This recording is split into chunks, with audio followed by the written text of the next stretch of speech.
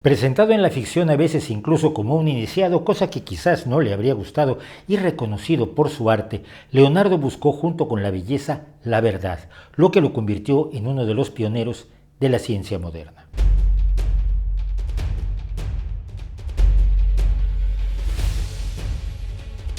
El ejemplo de hombre del Renacimiento que suele mencionarse es Leonardo da Vinci, pintor, escultor, arquitecto, ingeniero, anatomista, naturalista, filósofo, creador del paracaídas, el helicóptero, el traje de buzo, el ala delta y muchos otros inventos, intuiciones e ideas. El primer problema, claro, es que Leonardo es el único hombre que dominó tal diversidad en el Renacimiento. Sus coetáneos tenían 2, acaso 3 oficios, como Miguel Ángel, que era pintor, escultor y arquitecto, y olvidemos que mal poeta, pero ninguno se acercaba a la pasión por el conocimiento de todo que dominó la vida de Leonardo. El segundo problema es que sus famosos inventos, así como sus dibujos de anatomía de animales y vegetales, no proceden solamente de un genio natural que deriva sus ideas de la nada, sino que nacen de los elementos fundamentales de la ciencia: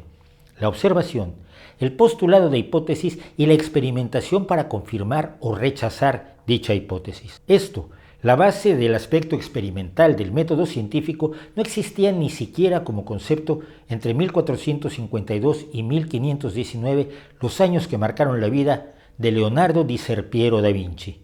antes de Galileo, antes de Copérnico y antes de que Sir Francis Bacon formulara las bases del nuevo método explícitamente y cerrara de un golpe y para siempre el ataúd de la escolástica. Lo que hacía Leonardo da Vinci formaría las bases de la ciencia moderna, aunque aún esta no recibía ese nombre. Se conocía como filosofía natural. Algunas de las áreas de interés de Leonardo se relacionaban con su oficio, el de pintor, que había aprendido en el taller de Verrocchio. Tal es el caso de la perspectiva, la anatomía y buena parte de su interés por plantas y animales, pues en la pintura de su época tales elementos cumplían una labor simbólica. Así, por ejemplo, un cuadro de Leonardo, la Madonna Benois, muestra a Jesús niño sosteniendo una flor, pero no una flor cualquiera, es una crucífera que es el símbolo de la pasión, el arresto y muerte de Cristo, lo cual da al cuadro una dimensión distinta. No es solo una escena de infancia del Mesías, está oscurecida por la conciencia que el bebé demuestra tener del que supuestamente sería su destino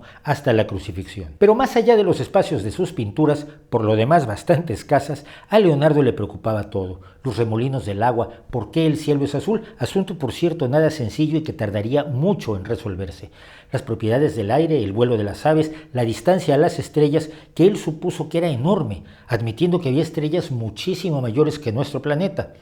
la taxonomía y la filogenia humana, donde llegó a proponer que en la descripción del hombre deben incluirse los animales de las especies similares, tales como el mono, el babuino y muchos otros similares, lo que ciertamente rondaba la herejía tanto como sus disecciones; la erosión provocada por los ríos, la teoría del color y muchos aspectos más de la realidad. Esta pasión por todo el conocimiento llevó a un problema que perseguiría a Leonardo durante toda su vida: la gran cantidad de proyectos inacabados que soñó y proyectó en las más de 3.000 páginas sobrevivientes de sus cuadernos, y no sabemos cuántas más se han perdido. Esto le permitió, sin embargo, la singular posibilidad de tener una cosmovisión coherente del mundo, una idea general que evadía las contradicciones en tanto lo permitía el conocimiento de su tiempo. No pasemos por alto que Colón llegó a América cuando Leonardo contaba ya con 40 años de edad. Para tener esta cosmovisión, el factotum toscano partía de la observación continua, insistente y desprejuiciada de cuanto había a su alrededor.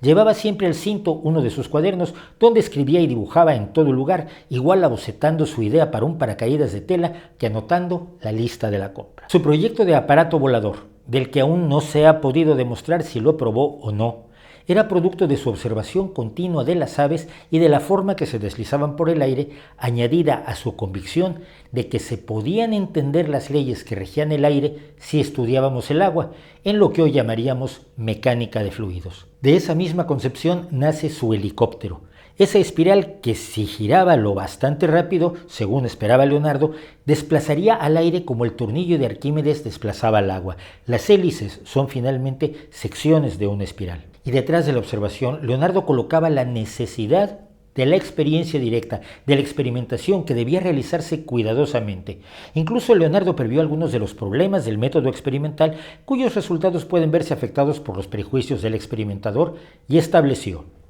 Un experimento debe repetirse muchas veces para que no pueda ocurrir accidente alguno que obstruya o falsifique la prueba, ya que el experimento puede estar falseado tanto si el investigador trató de engañar como si no. Las visiones de Leonardo no eran sino resultado del conocimiento que derivaba de sus observaciones y experiencias.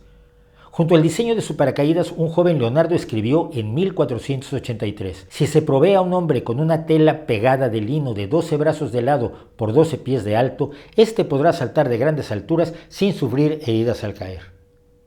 Hubo de llegar el año 2000 para que se pusiera a prueba la idea cuando el británico Adrian Nichols se lanzó desde un globo con un paracaídas de 85 kilogramos de peso construido según las especificaciones de Leonardo. Aunque por motivos de seguridad lo abandonó poco antes del aterrizaje y bajó en un ala moderna, el paracaídas de Leonardo aterrizó suavemente con todos sus aparatos de medición intactos.